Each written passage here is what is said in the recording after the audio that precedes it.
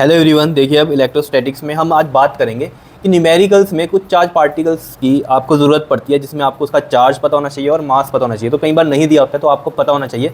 देखो ये चीज़ें तो बड़ी नॉर्मल आपको पता ही है। इलेक्ट्रॉन पे जो चार्ज होता है वो माइनस का 1.6 इंटू 10⁻⁻19 कूलम होता है, ये क्लास 10th में भी आपने पढ़ा है। और जो मास होता है वो कितना होता है 9.1 इंटू में 10⁻31 kg। क्लियर। प्रोटोन पर जो चार्ज होता है इसको हमने किससे लिखा है, QP, चार्ज ऑन प्रोटोन से लिखा है। इस तरीके से क्यों लिखा, क्योंकि इसका सेम चार्ज होता है जो कि इलेक्ट्रॉन पे होता है, लेकिन ये पॉजिटिव में होता है। इलेक्ट्रॉन पे नेगेटिव में होता है, इसमें पॉजिटिव में होता है। मास ऑफ प्रोटोन कितना होता है 1.672 इंटू में 10⁻27 kg। अब ये -27 kg है, तो मास ऑफ प्रोटोन की हम बात कर रहे हैं यहाँ पर, ये ज़्यादा होता है मास ऑफ इलेक्ट्रॉन से। इस चीज़ को मत देखना यहाँ पर, जो हम बात कर रहे हैं कि 9.1 है इंटू में 10⁻31 है मास ऑन इलेक्ट्रॉन, और मास ऑन प्रोटॉन कितना है 1.672 इंटू में 10⁻27।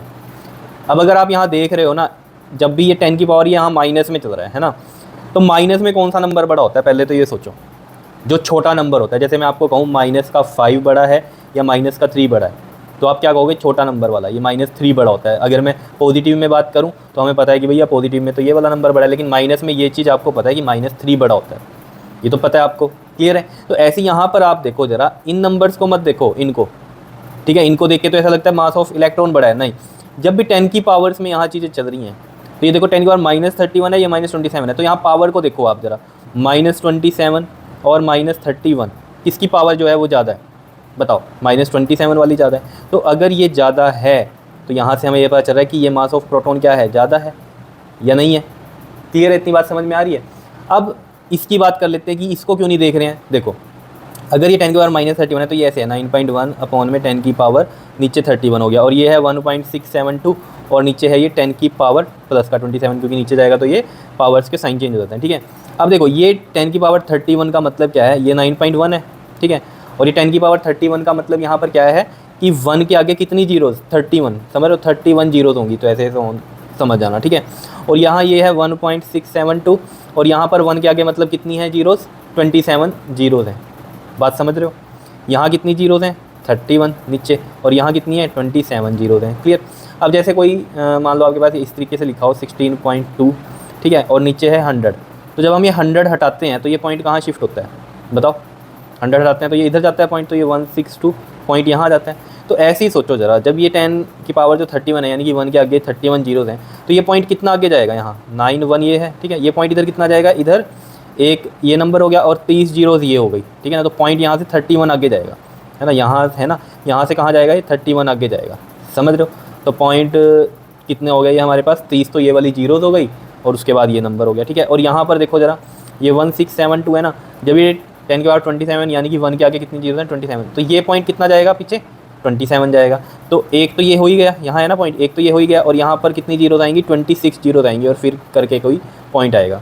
तो खुद सोचो, यहाँ पर यहाँ है ये कितनी 26 जीरोज़, और एक तो ये नंबर हो गया 27 वाला, क्योंकि पॉइंट आगे किया, ठीक है।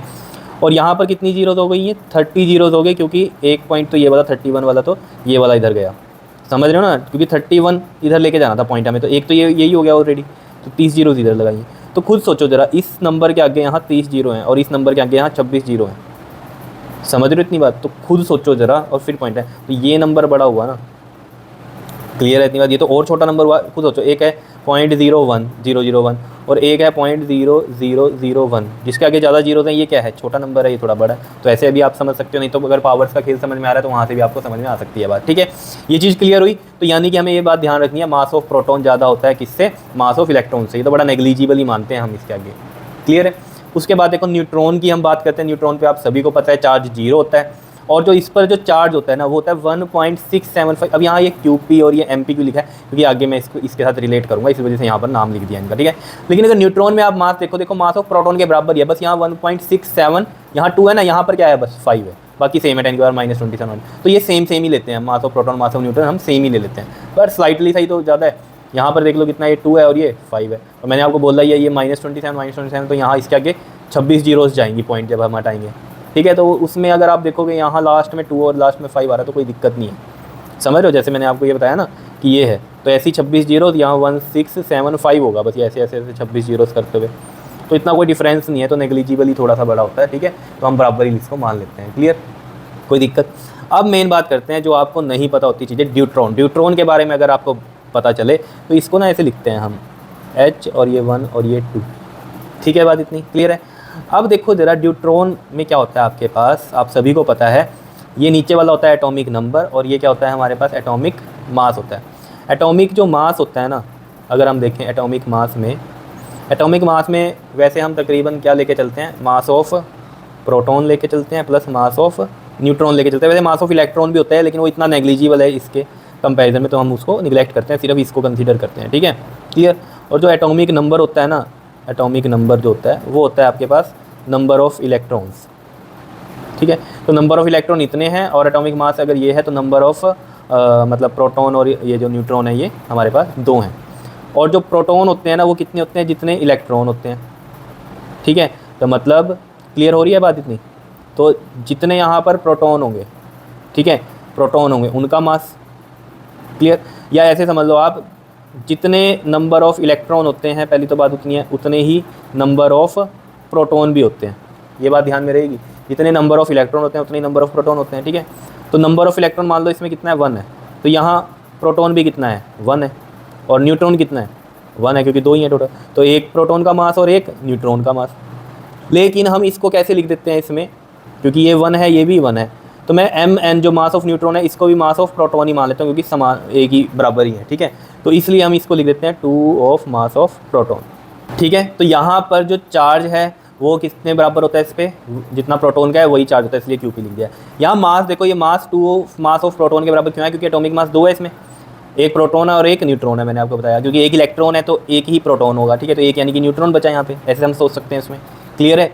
तो यहाँ पर आप ये सोचो कि ये जो 2 हमारे पास क्या हैं, प्रोटॉन और न्यूट्रॉन है, इनका मास होता है जो एटॉमिक मास हम बोल रहे हैं, क्लियर है बात। तो यहाँ पर अगर आप देखोगे तो मास ऑफ न्यूट्रॉन को भी हमने मास ऑफ प्रोटॉन के बराबर माना, तो 2 मास ऑफ प्रोटॉन बोल देते हैं, क्लियर।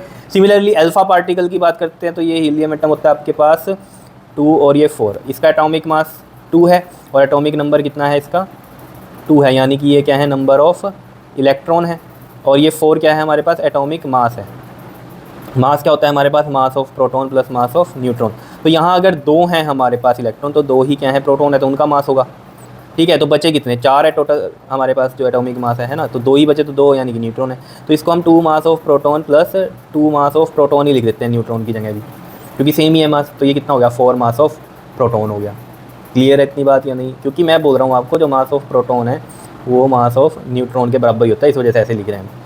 तो ये चीज़ क्लियर होगी। तो अल्फा पार्टिकल पे याद रखना चार्ज तो होता है हमारा 2, ठीक है, मतलब 2 चार्ज ऑफ प्रोटॉन, ठीक है, 2 times of charge of proton होता है, क्लियर इतनी बात या नहीं बता दो, ठीक है। तो भी प्लस 2 चार्ज होता है इस पर, इस वजह से ऐसा लिखा, और इस पर प्लस 1 का चार्ज होता है इसलिए ऐसा लिखा। तो चार्ज की तो कहानी ये है, प्लस 2 चार्ज होता है इस पर प्लस 1 होता है, इसलिए एक चार्ज ऑन प्रोटॉन और इस पर 2 चार्ज ऑन प्रोटॉन हो गया, ठीक है। लेकिन जो एटॉमिक मास की कहानी है वो कईयों को नहीं समझ में आती कि एटॉमिक मास में सब सोचते हैं कि मास ऑफ प्रोटॉन और न्यूट्रॉन होता है, ठीक है। तो ये तो मास ऑफ प्रोटॉन ही लिख दिया है। तो मास ऑफ प्रोटॉन एक न्यूट्रॉन का, लेकिन उसको मास ऑफ प्रोटॉन के बराबर लिया। यहाँ पर भी 2 प्रोटॉन है और 2 न्यूट्रॉन है, ठीक है, लेकिन न्यूट्रॉन के मास को भी हमने प्रोटॉन के मास के इक्वल लिखा, तो ये 4 मास ऑफ प्रोटॉन आ गया। मेन बात है इसको आपको लर्न करना, मैंने तो आपको बता दिया कि लिखते कहते हैं, लेकिन मेन कहानी तो यही है, इनका आपको पता होना चाहिए, ठीक है ना। ड्यूट्रॉन क्या है हमारा हाइड्रोजन वाला हो गया और अल्फा पार्टिकल ये हीलियम वाला हो गया। तो ये चीज़ें आपको ध्यान में रहनी चाहिए, ठीक है। ड्यूट्रॉन के बोल देते हैं इस पर प्लस 1 चार्ज है तो ये ड्यूट्रॉन, और इस पर प्लस 2 है तो इसको हम अल्फा पार्टिकल बोल देते हैं हीलियम वाले को, ठीक है। तो ये 2 ऑफ, क्लियर है इतनी बात या नहीं बता दो, ठीक है। तो इसको हम ऐसे भी लिख सकते हैं, हीलियम प्लस 2 है ये वाला और ये वाला प्लस 1 है, या फिर हीलियम प्लस ऐसे इस तरीके से, सॉरी ये हाइड्रोजन प्लस, क्लियर है इतनी बात। इसको हम ड्यूट्रॉन बोल देते हैं, क्लियर है। तो चार्ज की तो ये कहानी इस तरीके से लिखेंगे तो आपको पता चलेगी, लेकिन मास की कहानी है वो हम इस तरीके से अगर रिप्रेजेंट करें इसको तो पता चलता है। तो मेरे ख्याल से क्लियर हो गई होगी आपको बात ये सारी, ठीक है। मैंने बहुत ही डिटेल में आपको बता दी है, कहानी थी छोटी सी बात, लेकिन फिर भी क्लियर कट रहेगा फंडा तो बहुत बढ़िया रहेगा आपके लिए, क्लियर। ओके जी, थैंक यू।